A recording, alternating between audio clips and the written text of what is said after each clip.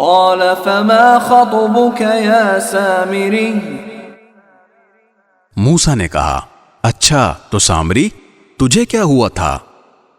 قال بصرت بما لم يبصروا به فقبضت قبضة من أثر الرسول فنبذتها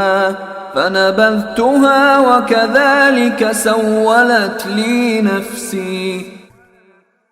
وہ بولا میں نے ایک ایسی چیز دیکھ لی تھی جو دوسروں کو نظر نہیں آئی تھی، اس لیے میں نے رسول کے نقش قدم سے ایک مٹھی اٹھا لی اور اسے بچھڑے پر ڈال دیا، اور میرے دل نے مجھے کچھ ایسا ہی سجھایا۔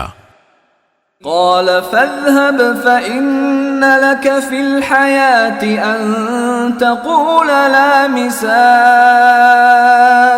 وإن لك موعدا لن تخلفه وانظر إلى إلهك الذي ظلت عليه عاكفا لنحرقنه ثم لننسفنه